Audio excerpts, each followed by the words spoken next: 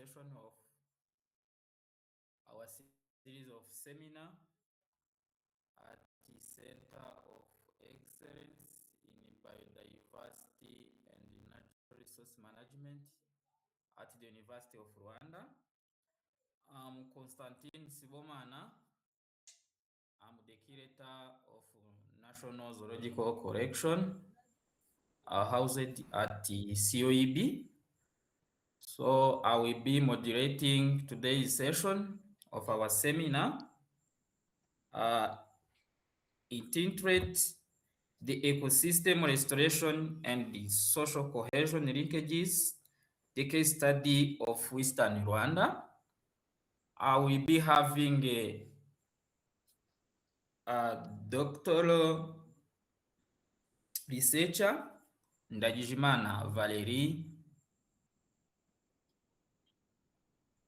Valery is a doctoral researcher affiliated at Ripana University of Lindbergh and Ipswich University for Sustainable Development and Leibniz Center of Agriculture Landscape Researcher in Germany. He holds Master of Science in Sustainability Science from Uppsala University in Sweden. His research focuses on social ecological systems with particular emphasis on social cohesion in ecosystem restoration.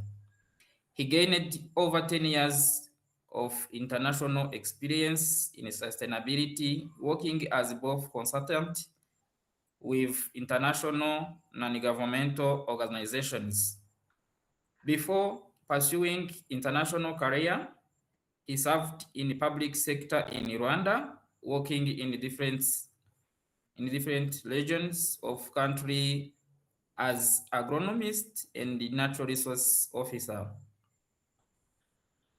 So, dear Doctor, the floor is yours to start your presentation. Thank you.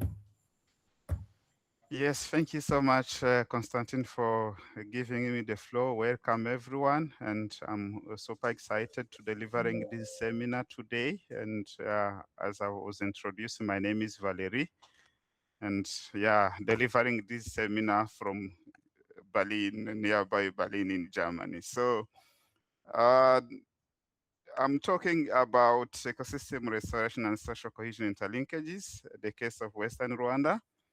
And I'm sure the seminar objectives, of course, I did not discuss this with Vena, but I'm sure it's the case, is to present and discuss interlinkages between ecosystem restoration approaches and social cohesion, and the implication for advancing socio-ecological restoration. So once again, welcome.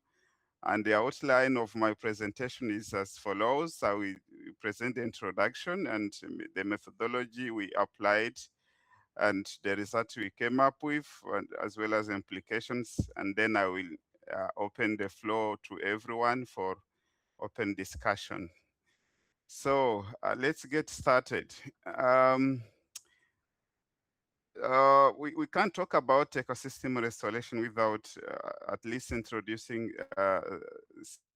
slightly about land degradation, which is understood as decline of land equality and productivity, which involves not only biophysical processes, but also a complex interplay of social, economic, and political drivers.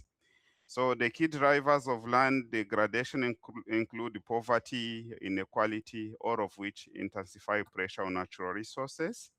And these conditions heighten the risk of conflict and contribute to governance failures.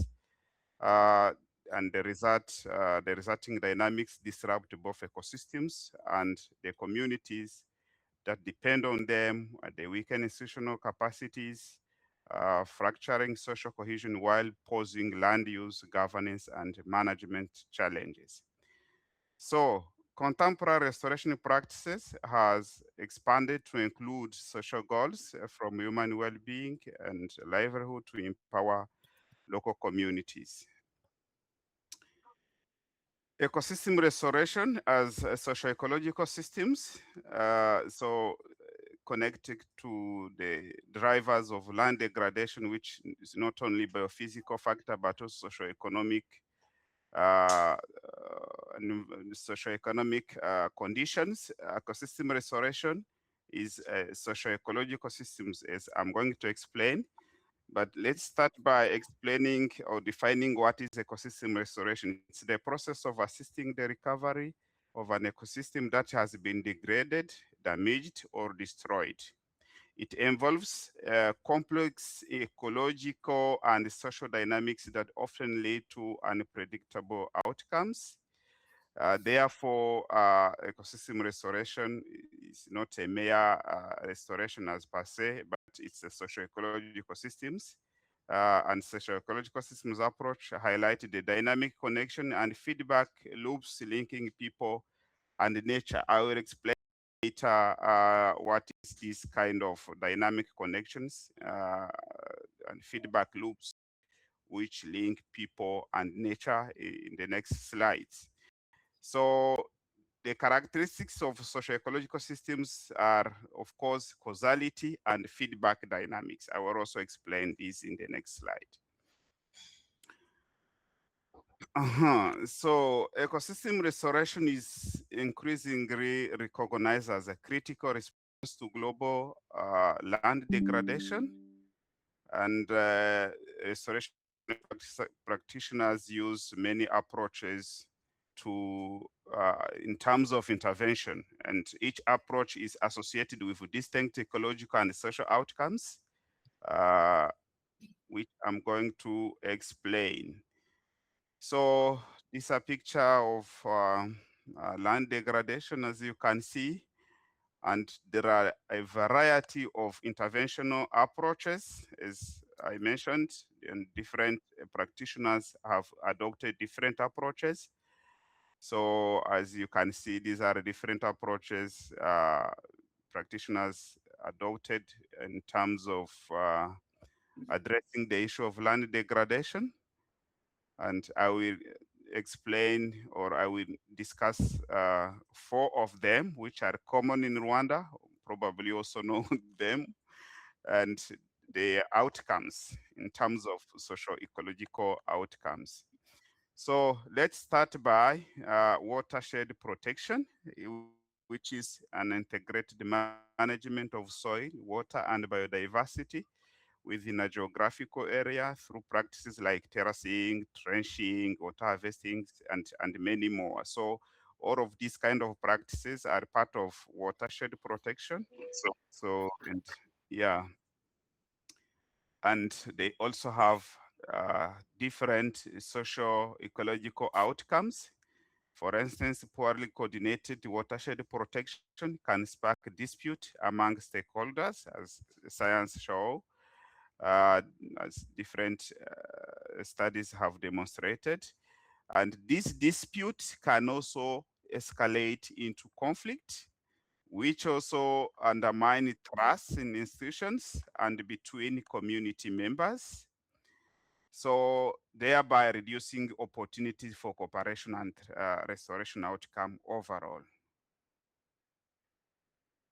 So agroforestry. Agroforestry sometimes, okay, some people or some studies consider agroforestry as part of also watershed protection, but for our case, we treat agroforestry as a separate practice, and it's land use practice in which wood perennials are deliberately integrated with crops and or livestock systems, as you can see on this picture, which I took from Ethiopia sometime back in 2019, where they intercrop these tall trees within coffee plantation. So agroforestry can have also unpredictable outcomes. Uh, yeah, but let's start from the benefits. Yeah, if it's inclusive, agroforestry can foster community cohesion. And yeah, I will also explain what is social cohesion, because it's also a concept with different definitions. While exclusive governance systems of agroforestry uh, with, for instance, invasive species may trigger dispute and undermine social cohesion. Woodlots is another approach or another practice of ecosystem restoration, and it's a small managed woodland used for timber, fuel, wood, or ecological purposes. Woodlot, depending on the governance or other different drivers, can also produce different socio-ecological outcomes. Community, for instance, community managed woodlot are linked to local group formation. That's to say different social networks at the community level, trust, solidarity, social inclusion, empowerment, and it can in this way it can improve information exchange. So a study also conducted in Pakistan showed that community forest restoration can also foster cooperation and conflict resolution through social cohesion. However, poor woodlot management can lead to livelihood losses, poverty, inequality, and conflict. And the same way, woodlot benefit distribution are also associated with socio-economic inequalities, trade-off with food production. Mhm. Home garden. So home garden, some studies consider home garden as a restoration practice, while the others say it's not restoration practice. For the purpose of our study, we decided to include the home garden as a community-based practice without so much external intervention. And it's by definition, it's a multi-layered, multifunctional space near homestead that mimics natural ecosystems. And it's mostly managed by the family labor. And in terms of average, here don't consider as home garden. For the case of Rwanda, is the average land holding size in Rwanda, which is 0.4, according to this study conducted by Wamahoro in 2024. And it's among the most ecologically complex yet sustainable farming systems across different uh, geographical regions. So home garden can also produce some outcomes, different socio-ecological outcomes, and home gardens can strengthen social interactions, knowledge exchange, seed sharing, cooperation, and mutual support within communities. This is a study conducted in Latin America, different countries, but I'm sure this can also still apply, or this is something we can really prove also in Rwanda. Even outside of our study, we know how home gardens or home gardenings, home gardening can really produce different socio-ecological outcomes. However, change in governance in home gardening system and commercialization of home gardens can weaken collective practices such as seed sharing.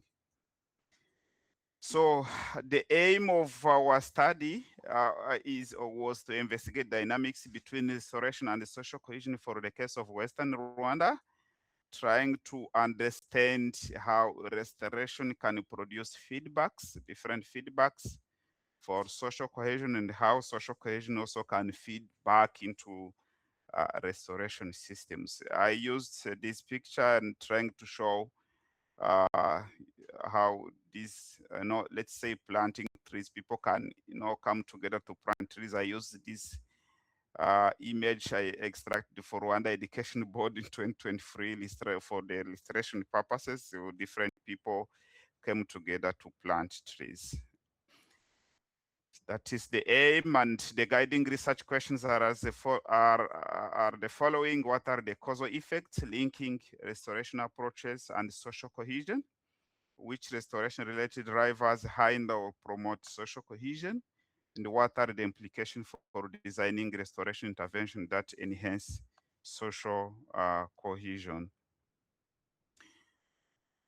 What is social cohesion? We've been talking about social cohesion from the very beginning, but what is really social cohesion? Social cohesion has so many definitions. It has been conceptualized differently from the literature, from policy perspective in academia. So it has so many different definitions, but the basic one is social cohesion is the glue that binds the members of a society together and is characterized by trust, a sense of inclusive identity, and willingness to cooperate for the common good. This is according to this scientist called Chan, because I'm going also to present the concept we developed for the case of Rwanda and for the purpose of this study. So it has two levels. So we have horizontal, which refers to relation within and between societal groups, and vertical, referring to relations between the state and the society. So it's just we look at these societal relations between individuals within the community or between communities, which we refer to as horizontal, as well as this kind of societal relations between the state and the citizens. So falling short of addressing the complexity of social cohesion conceptualization, in the case of Rwanda, we developed the social cohesion in conflict affected societies. That means this concept of social cohesion we developed, and the paper is now out from last week. So it was published in People and Nature. So we came up with this definition, which has 5 dimensions. So social cohesion has 5 dimensions, which include social integration, social relations, collective well-being, shared norms and values, inclusive identity and vision. So these are the dimensions. And within each dimension, we have different indicators. For instance, for social integration, we have peaceful coexistence, equality, mutual assistance, unity, while in terms of social relation, you have cooperation, trust, mutual understanding. We have also under collective well-being a sense of safety and security, food security, shared norms and values. You have civic engagement, equity, integrity, and within inclusive identity and vision, you have national identity and social identity. So those are the indicators we identified both from interviews and workshop we conducted in Rwanda, but also from the literature. However, we also identified context-specific indicators. That's to say those we identified exclusively from Rwanda. And from our participants, social cohesion also include sharing and freedom, which is also part of social integration. We also identified socializing, exchanging ideas, which are also part of social relations, and shared faith practices, fairness, being an eye for a neighbor, which is part of shared norms and values, as well as shared vision. So in, in terms of definition, then we concluded that social cohesion is the degree of social integration characterized by shared identity, values, norms, and common vision that manifest through collective well-being and positive social relations such as trust and cooperation, both among citizens and between citizen and the state. So this is the definition we came up with, which applies, as I mentioned, to societies affected by conflict, and the paper is now out for those who are interested. I could later share the link to the paper, and it was published last week in People and Nature. So methodologically, we use a case study. So that's Western Rwanda, Rutsiro and Ngororero, and we selected 6 villages. I don't want to delay on this because I might run out of time. And that's where we conducted our study. And the methodological approaches we took are we collected data from local actors and we asked them about, different questions about restoration and social cohesion interlinkages. We interviewed 100 farmers. And after the interviews, we transcribed and analyzed the data using Max Coudier 2025. So that was a thematic data analysis. After the analysis, we identified key variables and we developed the causal loop diagrams, trying to connect the link between social cohesion and restoration. So we produced the first draft of these causal loop diagrams, which we validated in Kigali in February to come up with the final causal loop diagrams. So the workshop was attended by different experts from universities. Vena and the others, you remember you attended this. So we came up with the final causal loop diagrams, which I'm going to share. But before I can share, let me also explain what is the system thinking, because causal loop is part of system thinking. Literally interacting or interdependent groups of items, and something more than a collection of its parts. I will explain it in more details. It's a group of items forming a unified whole system. From biology point of view, like we can have like a respiratory system, we can have digestive system. So it's a group of items forming a unified whole. So in one sentence, systems thinking is a set of synergistic analytical skills used to improve the capability of identifying and understanding systems, predicting the behaviors, and devising modifications to them in order to produce desired effect. These skills work together as a system. So that's briefly what is system thinking, which we applied for this study, and of which causal loop diagram is part of. So system thinking and causal loop diagram. And what is causal loop diagram? Causal loop diagram serves as a system thinking tool for visualizing system behavior and feedback relationship. So we use the causal loop diagram to visualize the behavior of a system. So illustrating how changes in one component influence others and shape overall system outcomes. We have different signs we use in system of in causal loop diagram. So positive or no sign links indicate that variables move in the same direction, and the negative sign links signify that they move, or like variables move in opposite directions. So when a loop is balancing, that means it stabilizes the system by counteracting change, and error, and this is represented by B later. And when it's error, it means it's a reinforcing feedback loop. That means amplifying change. So while in our findings, we don't have delays, but yes, delays is also part of causal loop diagram and denote time lags between a cause and its observed effect. So variables correspond to the element. I've been talking about variables. So variables, these are like elements that change over time and interact through feedback loop. I'm going to explain the variables in the next slide. And a driver is a factor that influence, initiate, or shape change within the system, either directly or indirectly. I give some practical examples. Tree planting reinforcing microclimate and soil fertility. This is, for instance, one example. So I start with more agroforestry trees improve the microclimate. And these also influence soil fertility improvement. And from soil fertility improvement, you have better tree growth.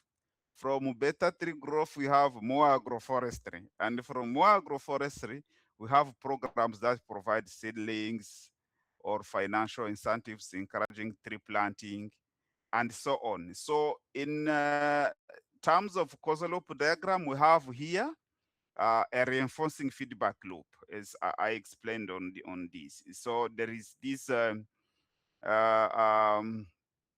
agroforestry feedback loop here. We have community incentives as the driver, external driver for communities to engage in agroforestry, but we also have government reforestation program which provides seedlings. So all of these influence positively engagement in agroforestry.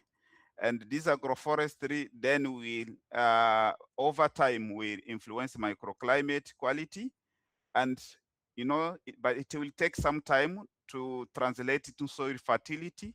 And this soil fertility will also influence tree growth and survival. So that's one example. And yeah, I still have 10 minutes. Another example is also, yes, is also a soil erosion. So when there is a soil erosion, restoration efforts come in to combat soil erosion. Then here there is no sign because, as I explained, as I already explained, you can put sign or not. Then restoration efforts will lead to vegetation cover. That means more restoration efforts, more vegetation cover. It's if the practice is about planting or maybe increasing the vegetation cover to stop or to halt the intensity of erosion. But it will take some time for the vegetation to stop soil erosion because you can't control soil erosion 100%. So this is a delay. And there is an external driver, which is rainfall intensifying frequency. You can plant vegetation, you can do whatever, but if there is no rain, then doesn't give anything, or maybe the expected outcome doesn't, come out as expected. So that was an example. What were then our findings? I'm going to dive into the findings. What is the watershed protection and social cohesion interlinkages? Let's start from watershed protection. So there is different feedback loops within this dynamic watershed protection. I start from the group one. Watershed protection will create employment. I give an example of terracing project. I'm sure from the audience, most of us are Rwandese, and we know this terracing project which created employment opportunities for communities.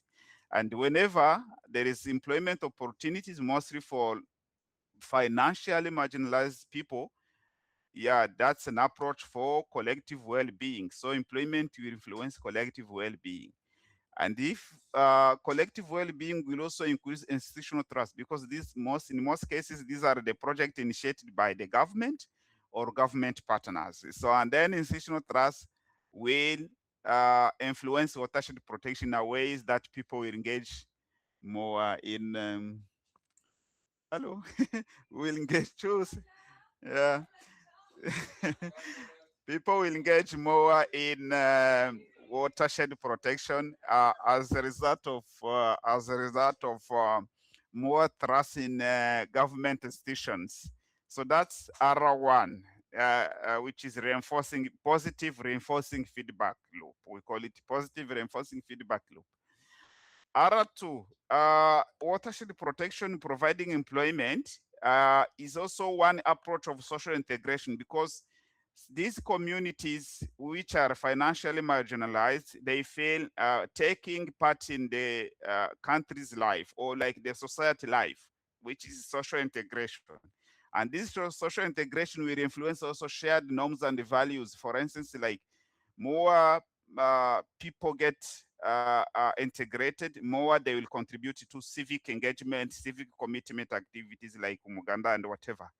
And then these shared norms and values will also influence collective action, and collective action will also influence positively engagement in watershed protection.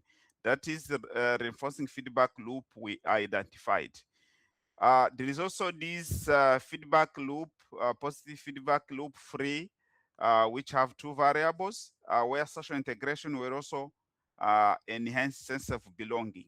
So if people are really integrated, if people feel integrated within the community, within the society, this integration fosters the sense of belonging. They feel at home, they feel part of the society.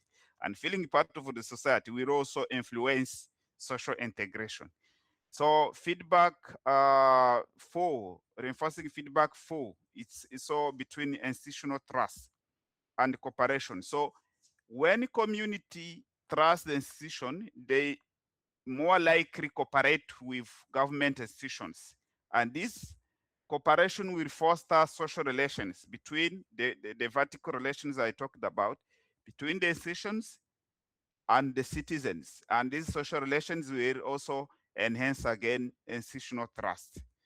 And then positive feedback, reinforcing feedback 5 is about community participation and civic engagement.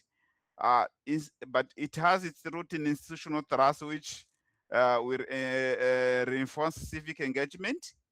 And this civic engagement will also influence community participation. So many people will participate, which also will again reinforce civic engagement. So that's in terms of watershed protection interlinkages with social cohesion. So agroforestry, how does it behave? How the agroforestry system behave?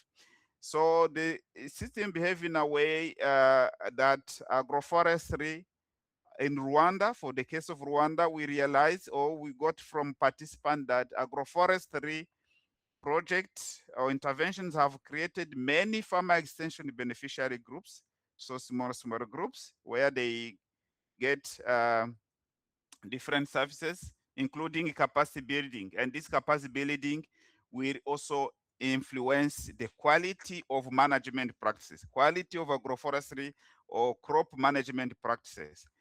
Uh, this good quality of management practices will reduce community conflict, because in the rural area there are sometimes instances of community conflict related to agricultural practices like land encroachment and whatever. So this will reduce, as you can see, there is a negative sign here. This will reduce the community conflict, and community conflict uh, normally community conflict reduce civic engagement, and civic engagement in nature uh, influence cooperation, and cooperation influence trust, trust influence social relation influence shared norms and values. So let me, because time is rushing, let me talk about one balancing feedback loop, starting from agroforestry produce. Let me talk about the reinforcing feedback loop and connect it to balancing feedback loop 4 and 5. So the community conflict reduce peaceful cohabitation. When some members of the community have conflict, this reduce their peaceful cohabitation, and peaceful cohabitation also reduce agroforestry produce misappropriation. So this feed back into spatial marginalization. Uh, um, During our field visit, there was some community members who were complaining about not receiving sufficient seedlings because they live far away from the main roads, so remote farmers. So we called it spatial marginalization, and this spatial marginalization increases socioeconomic status. In terms of socioeconomic inequalities, so they feel they are lagging behind because they are not getting access to these resources. And while this socioeconomic status could increase the collective well-being and collective being a sense of belonging and so on. So that's about agroforestry. And let me talk about home garden briefly. Home gardening also got different positive reinforcing feedback loops. We've also some balancing feedback loops. I give an example of the balancing feedback loop in reds.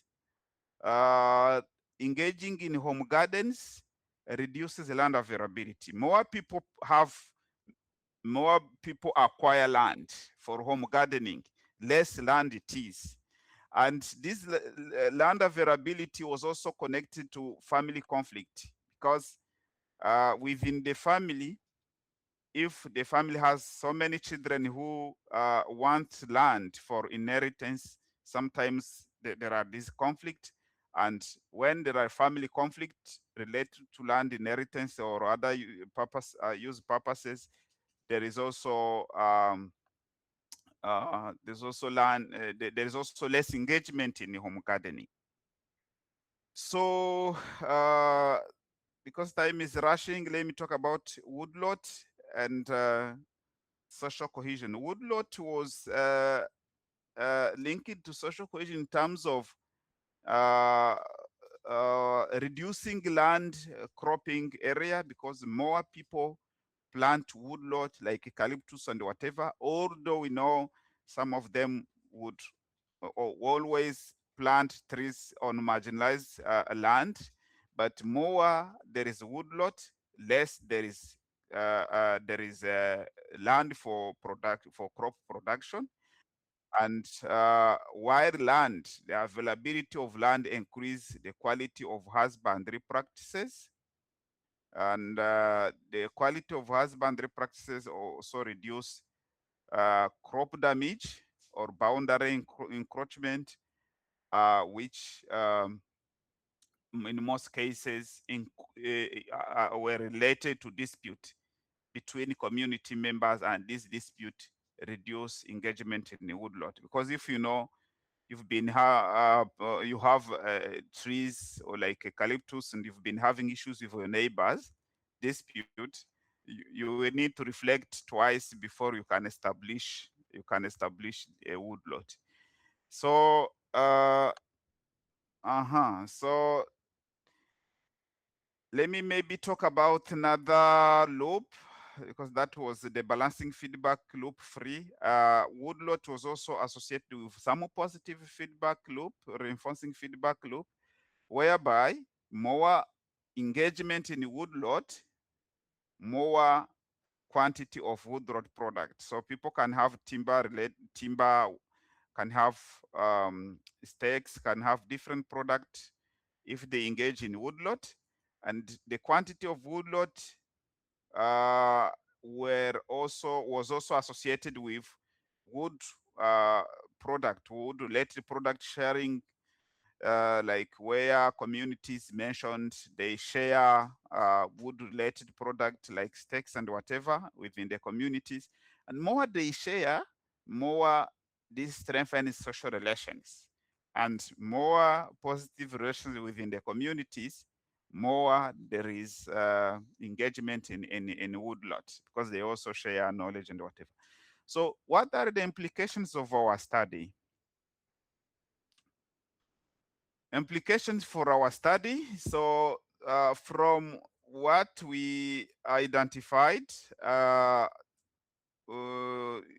this implies moving from tokenistic participation to co-designing ecosystem restoration. For instance, in terms of this conflict and whatever, we argue that policymakers, practitioners need to co-design ecosystem restoration with community members, which can reduce competition between community members, particularly in terms of competing over seedlings. If they co-design together, they can decide where to establish nurseries, the amount of seedlings needed, and whatever. So achieving sustainable ecosystem restoration requires harmonizing ecological goals with local livelihood. Probably I didn't talk about it, but there was also some participant who raised the issue. Okay, let me call it an issue. Maybe let's call it a concern. They were concerned about expansion of terraces, saying that, yeah, they should allow us to plant at least some vegetation like fodder and whatever on the terrace the land, so that we can benefit more from terrace land. So in this way, policymakers, practitioners need to harmonize ecological goals with local livelihood. Policymakers want ecological goals. They want to restore land. Yes, that's good, but also community members also want food. They want livelihood. So there should be a way of harmonizing both.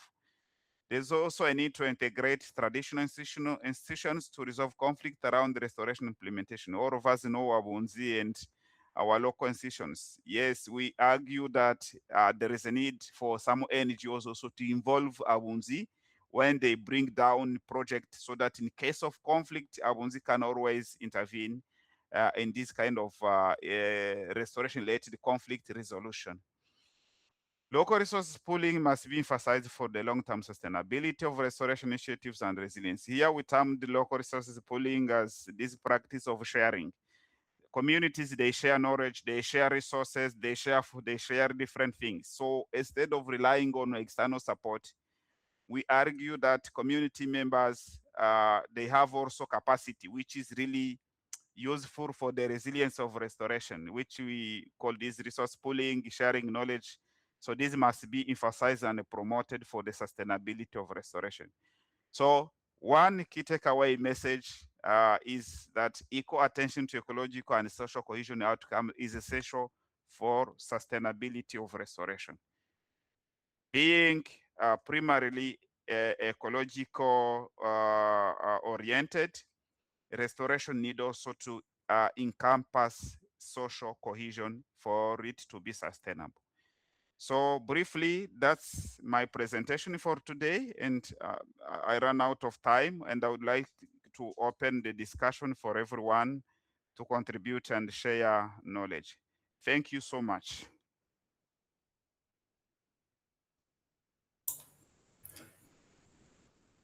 Thank you, Valery.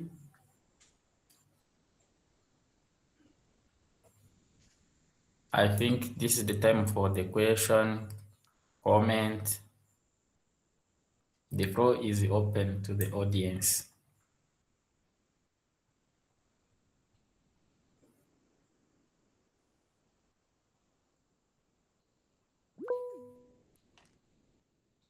I see Yes, Kathleen. Prof. Yes. Yeah. Hi, Valery. Hi, Kathleen. Nice to see you.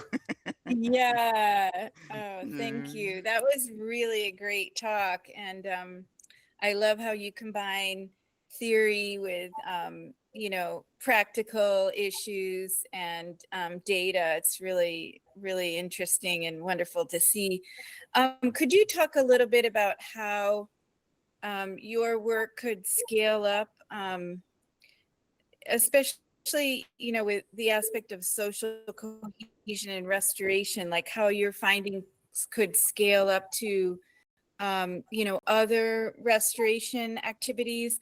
That was one question. And then another question is, I remember when one of the studies, I can't remember, it's one from this group, the Social Ecological Restoration Group. She published her study that home gardens had high diversity of native species. And then I saw somebody was saying, well, the Rwandan government had been promoting home gardens for a long time. And I wonder if you know anything about, like, if you could talk about, are home gardens, a part of really the historical, like the deep part of, Rwandan, cultural land use, and, how farmers took care of and stewarded their land, is having these home gardens with native trees, or was there more an element of, say, government policy in it? I'm just curious if you have any thoughts about that. Those were two of my questions. Thank you. Yes, thank you so much, Kathleen. I'm really excited to have you in the discussion. Oh, my pleasure. I was not expecting you around. So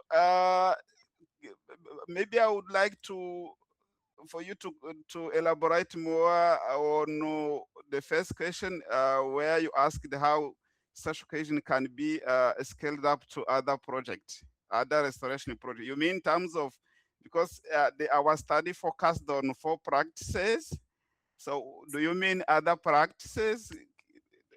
shed more light on that could help me respond. Yeah. So other practices, like once we understand, because social cohesion, is quite important in, so many aspects of human well-being and sustainable development and etc.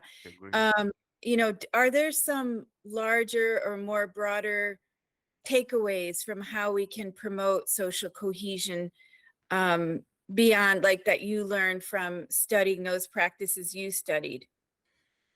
Yes, yeah. Thank you so much.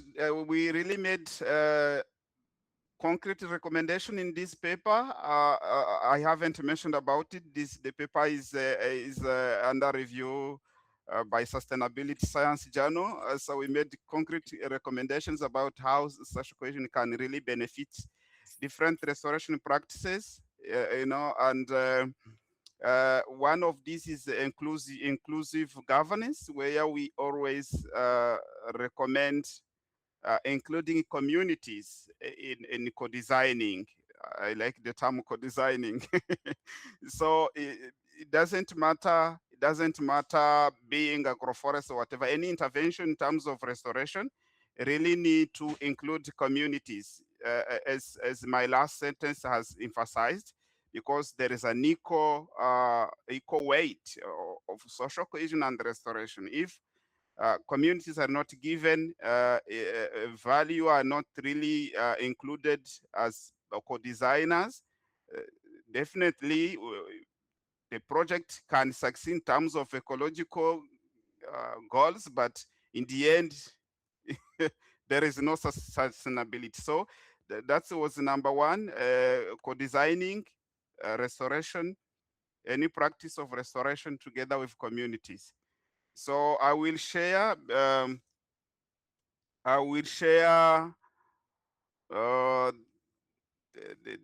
this paper. There is a preprint for it for those who want to read more, but that's one point I can mention. Oh, thank you. Yeah, then for the other question, yeah, I really love it.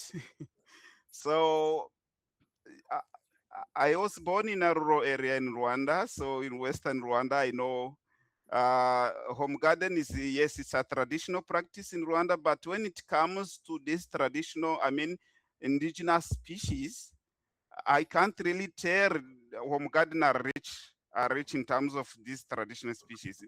You can even the current trend, we discussed this.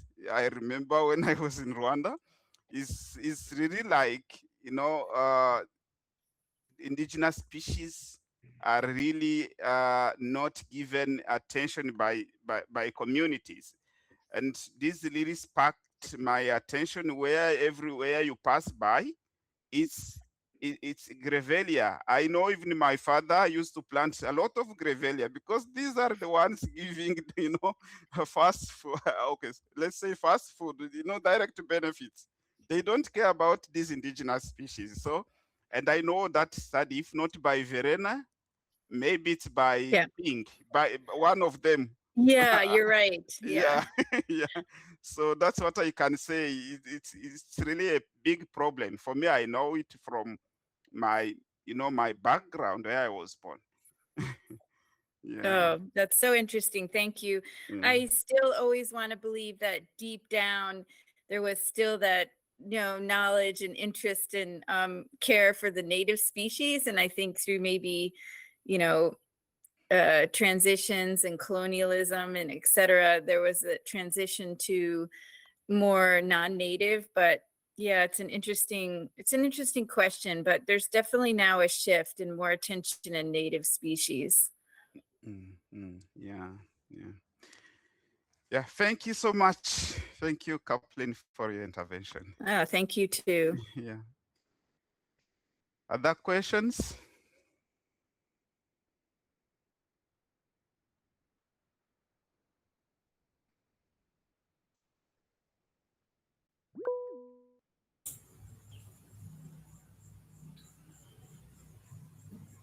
Yes, Ruticho Mugambi.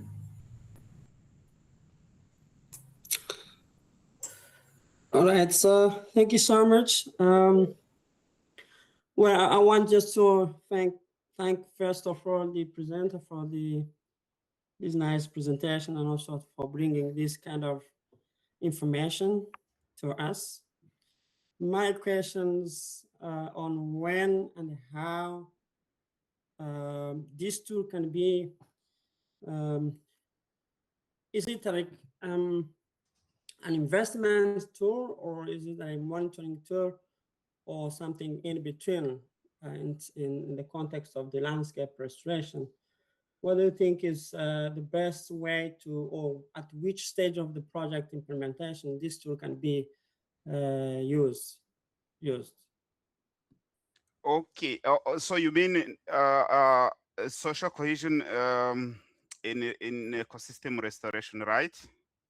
Yeah, I think that is the essence of the presentation, right? Yeah. As also Kaplin mentioned, social cohesion is really important for any development intervention. So at the very beginning, when starting the design of restoration, social cohesion need to be part of it, because when you design restoration without having in mind how who will take part in, who will participate in, then that's the start of the challenge. So social cohesion need to start at the very beginning of designing restoration intervention. And it's need to be part of implementation across the entire project implementation. Yeah, because you can't separate both. As I mentioned from the very beginning, restoration is a socio-ecological system. It's not purely ecological intervention because it's implemented within the social system. Yeah. Yeah. So then it also takes me to my second question, which was like coming in mind when you were presenting. So how, because we know for instance, how to evaluate the willingness to accept the community, to accept any innovatives to the community. So how did you integrate um, for instance, the inheritance or the intrinsic characteristics, intrinsic behavior of the individuals? How did you integrate those in the system? Uh, so that brings a question of behavior. So maybe which is outside of our scope, but I can talk about it. And we also have another paper which is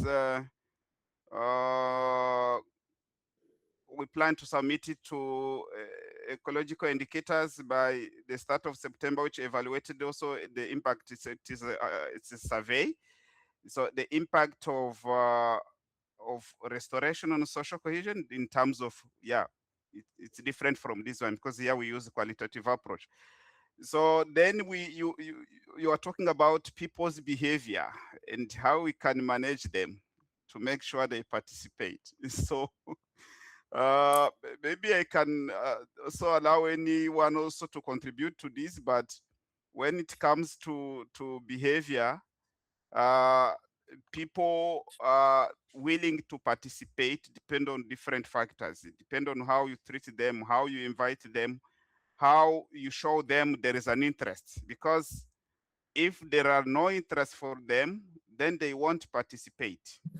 So it's all about different interests, different goals. So we need to harmonize interests so that we can really deal with people's behavior, because people's behavior are not quite different from what they expect out of the project. Like you decided to participate in this seminar because there is what you expect to do. But if there was no expectation, no interest, then you would have behaved differently. So we need to make sure when we design interventions, we respond to different stakeholders, different actors' interests, different actors' goal. And I'm happy William, a colleague of mine, is on leave. He's also implementing a project on Living Lab where he brought together different people. yeah, if he would have been here, maybe he should share some insight about that. But it's really about trying to, touching on people's interests when designing the project. So that's what I can say about it. But maybe also other people have something to say about it.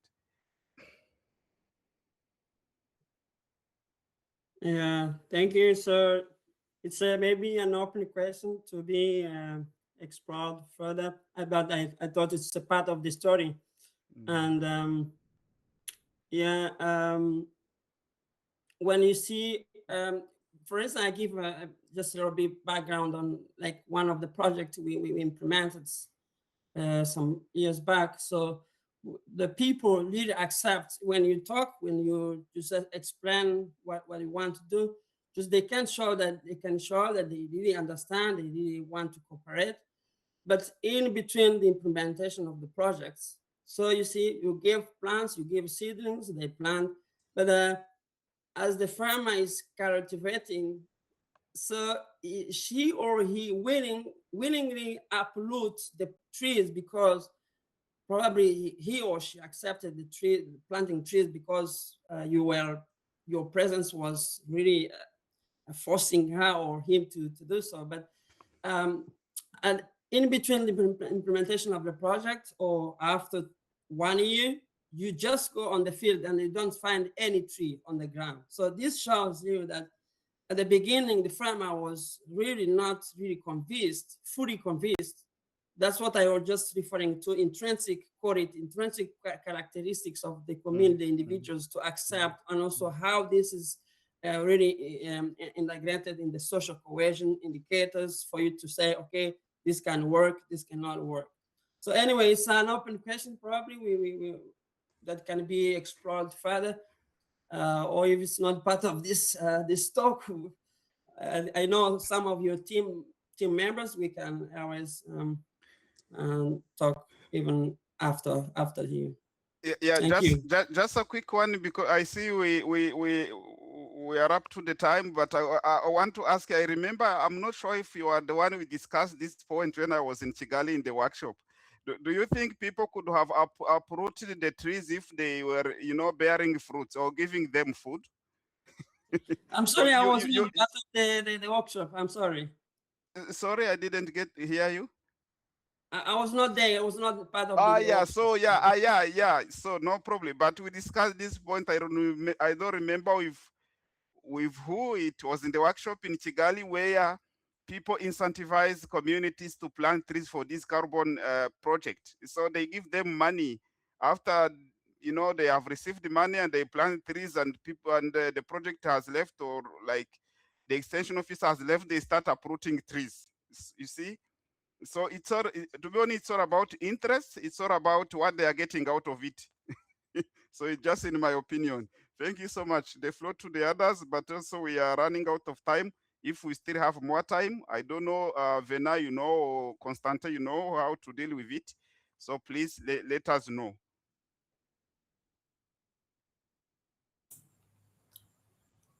I don't know if there are still some more people who have comments or question. If they are not, we can conclude this session.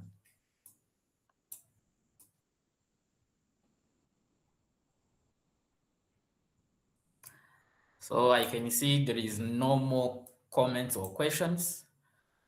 Thank you very much, Valery, for giving us and taking us through your good presentation regarding social and ecosystem restoration.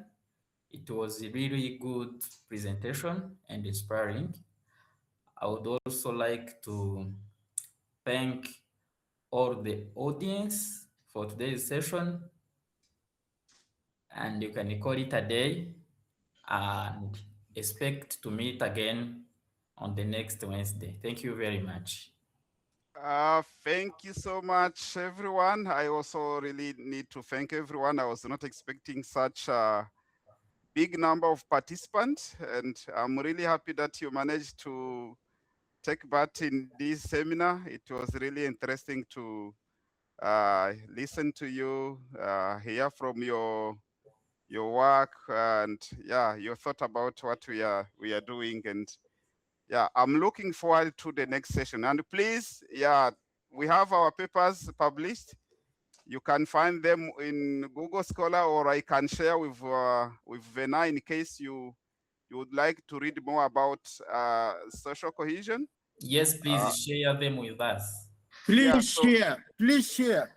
okay, thank you so much. I'm going to share with Vena, so Vena can share with everyone in the group. And yes, yeah, give us feedbacks whenever you read it. Please give us feedbacks. We are always happy to. Yeah, this is the recent one, but I will share 2 of them with Vena so that he can share with everyone. Thank you so much, and see you next time. Thank you. Yeah. Bye. Bye-bye. Bye.